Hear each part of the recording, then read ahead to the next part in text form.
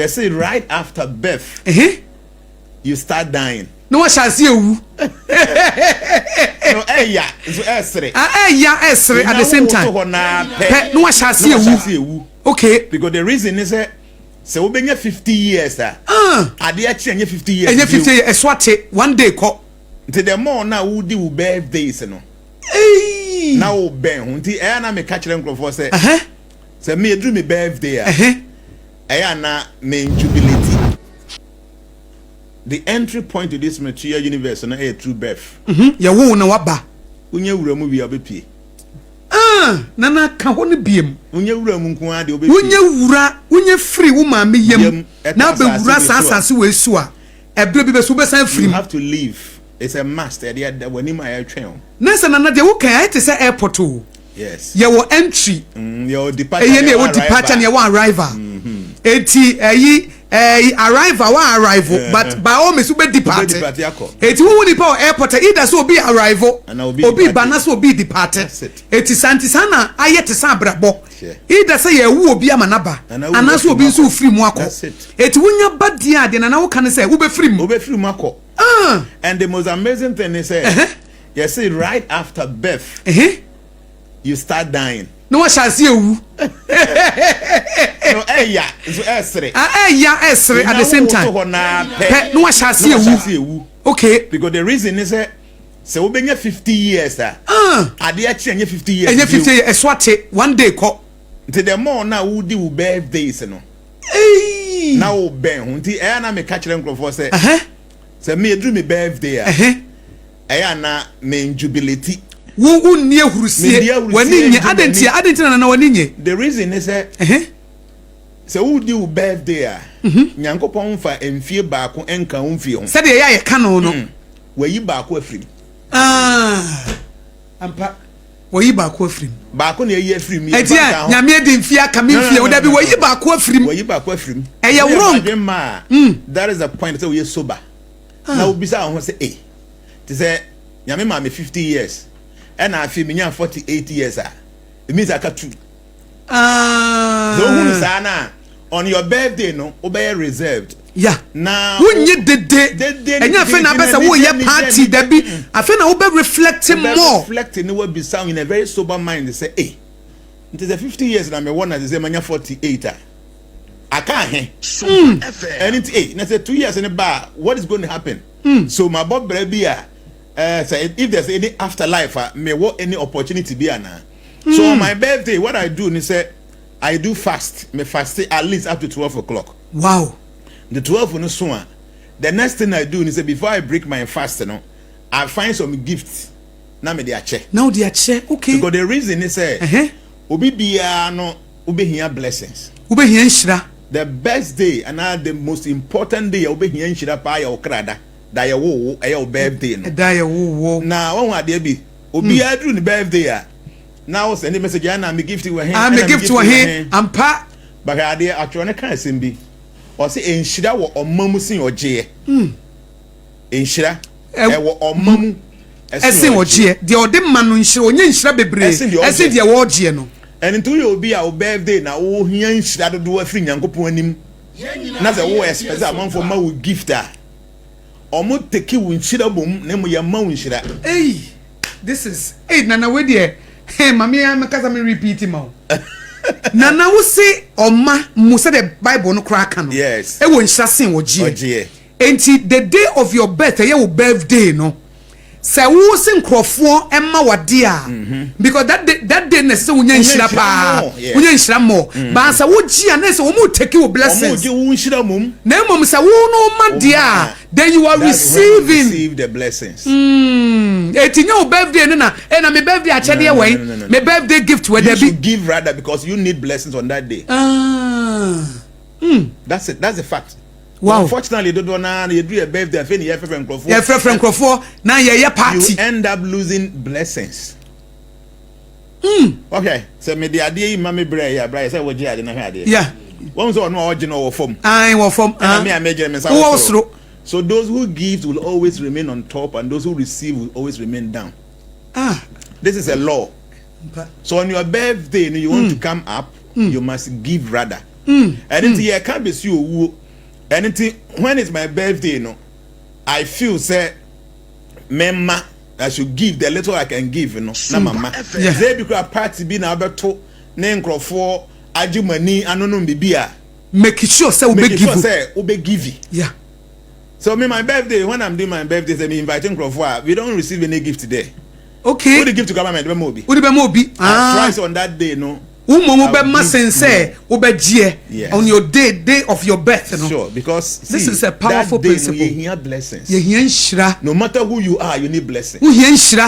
And into no crowd that no, you should be ready to give and not to receive. Next na omo a drew omo birthday a omo call orphanages. That's the best. Omo call obo se wakoye donation. Obi timi ye aduane na o de be gina street. Na street children no. You only fried rice than what chema and no na the best approach. The best approach. So we understand. Obi bia na obema nanima sere wanya smile no blessings nko a. Nti no your birthday ye hu se ye be ye ne sa na ye kan be si se ye nya wo ye. Ye ba mu no. Ye be ko. Ye be san ko. And see the most wonderful thing in this life is death. Because it is the most surest thing obi bia na be facing. No, nothing is wonderful. They are wonderful. They say, "You say you're not normal." You're not for being no more sure. Say they are not here. Because yeah, may I sure say, "Eh, be crying now. Ukuna free mu now. You the free mu." And one said, "Doctor Manebo, I'm Manukoi." Yeah, all these people are going right before our eyes. Who do anything pa? But those of us living, no, we act and live as if say they're crying no wamaye. Ampa, nampa. They say I mean okay, say will be a 5-year development plan, will be a 3 years planning. Yeah. People are thinking so. Oh, who they are about me? They may time nyanswing, but you could be tomorrow. Bet me I numre impo. Nana didn't tell you what you no. Oh yes, will be a film. I'm a pama pio. What the me could be a wote. But I say na yentene the picture to ourselves. Say, na men so all the time. Na say me dear. Obi na wo. But me kind say one journalist be one of the media houses. No, yeah, afternoon political show say ofrim. Sure. Multimedia. Ofrim no and Alaji Baturi. Na or your newspaper editor. Sure. And or sign the book of condolence. No. Alaji Baturi ti ho. Papa. And no show book on ye Alaji Baturi so I call show the book of condolence. Papa, and you know no say the book of condolence. About why man for sign. Okosan ne die wie no papa ya wan ye tese wono susu ne fie sa wa ye dey wa collapse you say dey do hospital wo say wo sign wo bi die no papa no sign wono so no die tina ya say owu the most wonderful thing na me papa wonderful no wonderful now you see na that's the man ya wonderful no even though it is happening around us every now and then si wo echa ye ho we don't seem to pay attention say yanka say time ya so e man ya nwa Nana fene Matthias nwa say you wonderful thing because na wadamfo bi ko is around us. Say you say odi anya nu so e wo de no wani mu ba woni bebi hwade iti o nana say the nipa ye tie no we don't die actually. Okay, yes, we don't. E dey na tue the reason is say one say obi am person obi nobody wants to die because in actuality no we don't die. It is only our body that dies. But because many of us have identified the body to be us, you know, and anything that you see, and yes, I can nipa ngu. Next another day, what can I say? Nipaduani newu okra no enwu but okra ne de enwu entinka nipa nwu but enam say woya djirim say nipa de no ani nipadia but enye no anie enye honam no ne nipa no atwa nipa no pa ne uso no okra no say nyankopon ye Adam and Eve Adam to ho no wie so no ye honam di oda ho by no emotionless until say nyankopon home ye nkwa home egu ni mu the kodia ma Adam body be animated no the spirit of God onyame honhom na ekoni mu no hwade o nyame ni ahyase ni awieye nte ne home so eni ahyase ni awieye nte home a ekodua body ni mu be animated no it has no beginning and no end Papa, it is because of the attachment. Unnecessary attachment. Anything you should know. Those who are not attached to material things, they are not afraid of death. Say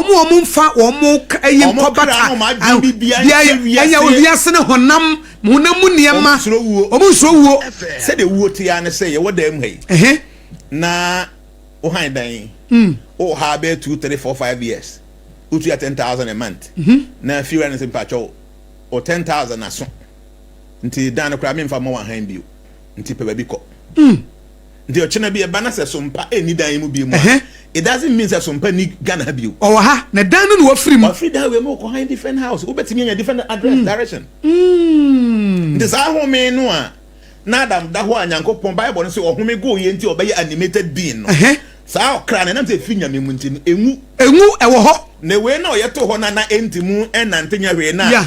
Ehia home no eno na ewu na hwe ade physically no ye no mako enum e da nyankopon de ayewe sani pedua we yes wonam we no there are 5 elements okay earth water fire air and eternity dotie ensuo eja ewie mene mframa eno ode ye hona we no we ni na ha enti do mo ka say anwea no dust no enye no obi wu ade edi nkan kan free honam bianum kan eye the air do obi ewu onhome bio because the air in your body is done.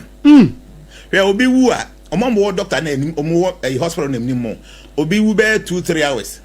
Now kona even because won't me feeling the pulse cry na so that kind of body but we are very cold.